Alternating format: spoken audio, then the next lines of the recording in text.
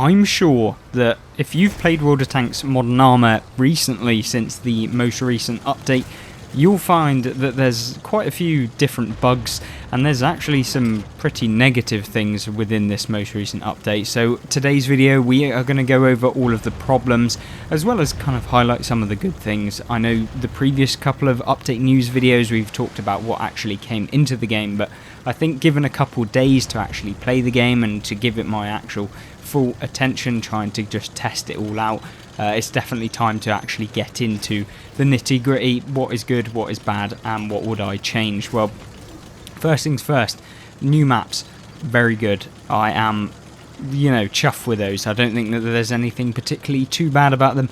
The only kind of negative that I do have with those maps in specific is that actually a lot of them have got these new shaders, and I know the shaders, they're a big controversy within World of Tanks console, and I'm sure if you have actually basically played the game, you'll know exactly what I mean. It's essentially that all of the maps have now been either, now they look blue, or now they look like yellow, or like just, it doesn't work in my opinion. Just revert the colours back. It just seems very unnatural, the colours that they've got within the game. They've tried to go for this realistic approach, which, yeah, it's just not particularly worked very well. At least when I'm playing the game, it kind of distracts from what I'm trying to aim at. And not only is the kind of viewing and the gameplay, the vision that you can have within the game affected, well, actually now that the auto aim feature has been changed, you no longer see the outline of a tank if you're in like third person essentially, so you can't really auto aim very well, or at least you don't really know who you've auto aimed onto if you actually are. And often what I'll do is, if I'm going to go around a corner, I'll auto aim someone so that my gun remains in the same place whilst I'm driving and looking around in the third person view to be able to cope with different situations if I realise that someone else is looking at me whilst I'm auto aimed onto them. And that way you can get a full feel for the gameplay and to have them good games that you're really essentially looking at. However, I think something has gone on with that. When you're looking around a corner, essentially you can no longer kind of auto-aim onto someone very easily, or at least know which tank that you're auto-aimed. It's kind of gone backwards in a sense with the, it's just less information for us. I know on the minimap you got those silly little triangles that tell you if someone's above you or below you. Wow, just a waste in my opinion. They're too bulky within the, it just doesn't really work. I mean, look at the contour lines, if you've ever seen them in a map, then yeah.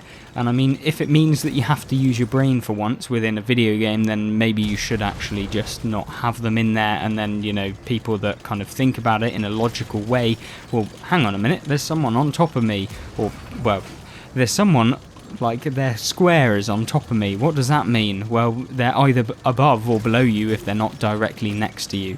So, use your brain a little bit. I don't get why then that was added in. Seems just pointless considering we've asked for plenty of other things within the game. Don't think that that's necessary whatsoever.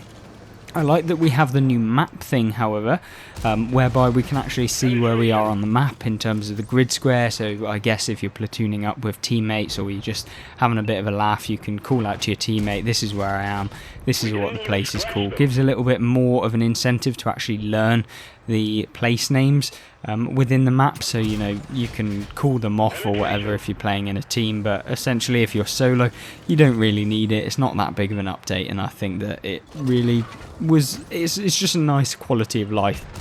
I don't like the gradient, the contour ones, telling you that it's above or below. Just find that pointless, and it kind of distracts from the eye when you're looking at the map. You don't need all of that jazz, to be honest, and it doesn't actually really tell you anything that you wouldn't know already. Anyway, aside from that, essentially, what are the key things that I think have kind of changed and that don't work very well? Well, I think they've edited the camera angle a little bit, not too much, but it's definitely altered in a way that feels a little bit strange. Obviously you've got the new physics, I put in quotation marks, essentially when you fire your tank bobbles, because that's definitely needed in World of Tanks. Don't quite know what the point of that is. It doesn't actually affect your aiming or anything, it's just a visual thing, and to be honest, doesn't feel very realistic, the way in which they actually bobble. It just seems, if you're going to do it right. You don't do it half-assed. That's what I'm saying. And it just seems like Wargaming have got it half-assed with the physics system. I don't know, maybe they'll update it, maybe it'll become better, but right now it's just nowhere near kind of finished, and that's kind of a thing that we see constantly throughout World of Tanks console. And that's just because I guess they want to get things out as quick as possible to release new content when they have such a small team. You know, they're pressured into releasing stuff to keep people playing the game, I guess. And if that means that the quality has to be kind of cut, then yeah, Wargaming are doing that rather than just hiring a couple more people to help out, which probably would solve a lot of problems within the game. But, you know, aside from that, I think it's looking fairly decent. I'm not complaining about everything. Like the update was definitely good. It's getting us back to where we were previous to update 6.0, you know, that whole controversy surrounding just them completely wiping the game and just restarting from scratch, making it pretty much awful. But you know, how it is now is definitely getting back towards the kind of polished game. Yes, there are a few features that definitely need work. Yes, I think that the game could definitely do with some sprucing up in certain areas, definitely keep bringing out new maps, and certainly I want to be seeing new maps, not just the old ones that we're getting, because yeah, it becomes a little bit tedious when you're just playing maps that you've previously played, and then Wargaming are wanting credit for that because yeah, I don't know. Anyway, moving away from that, the special physics and stuff, you know, they're okay. They're not the end of the world. A lot of the time they're just cosmetic, which isn't a problem for me. Just seems a bit half-assed. That's all I'm saying. And then, not only with the enhanced physics, of course, we got the changes to the way that you fire. So when you fire, you know, you've got these spark effects, and sometimes they do look pretty weird. Yeah, now you can get the ammo rack feature when you kill someone with your final shot. Doesn't necessarily mean that you ammo rack them, it just means that you actually dealt a final blow. Don't know if that's particularly in the game. I know I ammo racked someone yesterday with the final shot, and I know that I would have taken them out regardless of if I ammo racked them. Don't know if that was actually brought into the game, maybe they scrapped it, I'm not entirely sure, but yeah, it'd be interesting to kind of see how that goes. And definitely the kind of death scene animation maybe could be done with a spruce up. Yeah, War Thunder kind of do it quite well, I think, with the death sequence. You know, you see your tank, you see that it's been taken out. What I don't want to be seeing in World of Tanks console, which has been in the game for a long time, is these plumes of smoke that get in your vision line. They are an absolute nightmare when you're trying to find your target through all of this smoke that has been going on since the beginning of the game, because one of your light tanks decided to ram an IS-7 or something, and then their smoke and their flames are just getting in the way. Yeah, it's really not good. Ideally, what would happen, you know, the flames go up for the first 5 seconds, then they stop, and then it just becomes like a dead wreck like it previously was on console. Don't know why they changed it, added in all of this smoke. That's where all of these problems with the PS4 performance and also the PS4 Pro, you know, you're looking at the Xbox Series X and stuff like that, all of them had horrific experiences with performance, and that's probably due to the smoke and just the amount of sheer smoke that actually comes within World of Tanks. And it just seems like oh, we need to update the graphics, we need to make the game look better, let's just add a ton of smoke and flames everywhere. I know Wargaming are used to putting out fires, doesn't mean you have to create more within the game. Yeah, I just don't see the point in all of this flames and smoke. Not really necessary. Yes, it would be cool to have it as like a final death animations type thing. Is it necessary? No. Especially with the hitting of tanks, like the sparks, yes, it's cool, but I don't think it's 100% necessary, and sometimes it can distract. Essentially, what I'd actually like is just a simplified version where you could turn off a couple of like the extra effects. If you want them, then they're there. But a lot of the time I would actually rather that some of these special effects are just taken out from the game.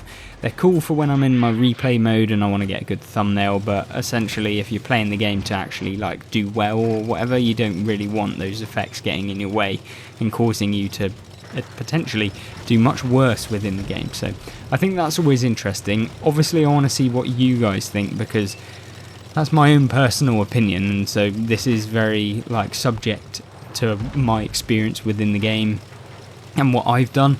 And obviously you guys have differences in that kind of region, and it'll be interesting to see what you think. I think that there's plenty of other things within the game, like the menus, the horizontal tech tree, as we mentioned in the previous video. It's somewhat there.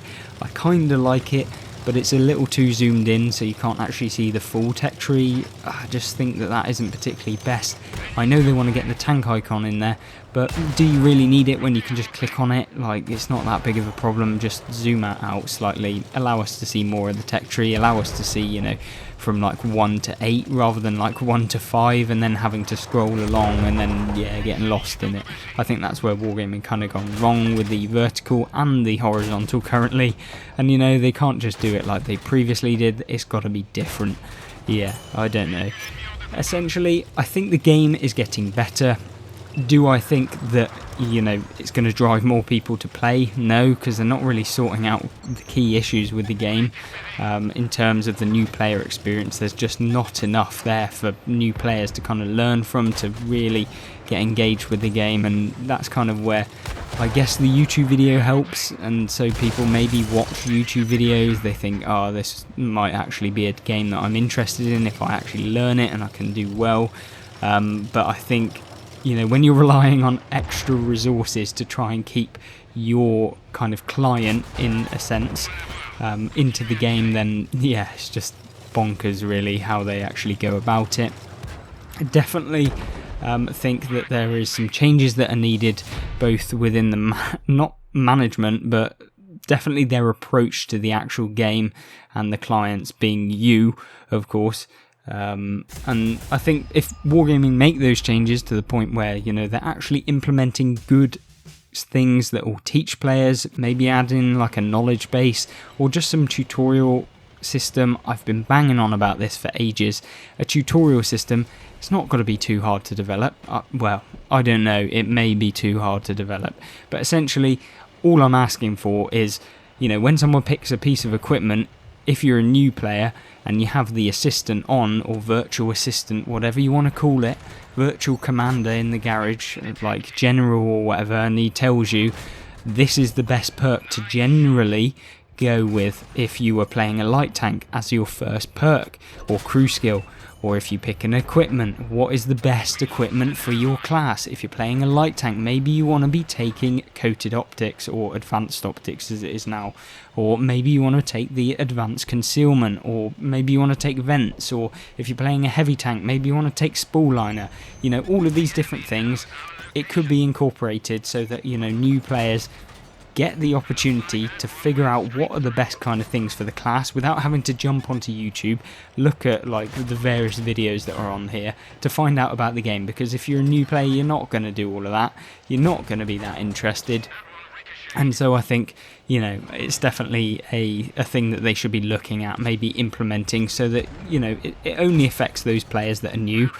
It's not got to take a massive, and I mean a dramatic amount of time, but what it'll do is it'll keep players playing the game that maybe would have left, because I think that's the big problem with World of Tanks in general, to be honest. People probably play it for a couple of games, figure out, this is too much, I'm leaving, I have no idea what I'm meant to be doing, I have no idea where I'm going, and that's probably why Wargaming's model is kind of money, it's essentially like a money grab, isn't it? Purchase the battle pass, and then people probably never get to season rank 100 because they only play a little bit, and they don't mind spending £7 for a couple of days of gameplay, and then they realise, this game isn't for me, and then they leave, at the expense of probably a lot of the veteran players and players that actually play the game for a long time. So that's kind of my opinion on it. Of course, this video is getting fairly long for an opinion video and a talking about it. I think there's definitely some good things. New maps, the way that they've been introduced, very nice. Continued development, we need more tank lines if they are coming in. Don't know what they'll be, what tanks are coming first. I know that the French wheeled light tanks are probably the next tech tree line in World War II. I think Minto was going on about, which is the community liaison for Wargaming, was going on about. The new Cold War line, I think it is the British mediums, don't know when they'll come. Yeah, I think that'll be interesting. Probably sort out a lot of those light tank issues within Cold War, because there's no real competitor, considering, you know, the other tanks within the game mode are pretty much heavies, unless you're playing in like the patterns in the mid-era, but that really doesn't solve the problem, because they're not your traditional really fast mediums and have that more diversity and stuff like that. Anyway, I think this video is getting far too long. If you want to check out what actually came up in the update, then you want to check out this video on screen, and if you don't want to do that and want to have a look at the gameplay and some stuff that will teach you about order tanks like we've been talking about, then that'll be on screen as well. Thank you for watching, make sure to leave your opinions, and I hope to see you in one of those videos real soon. Goodbye.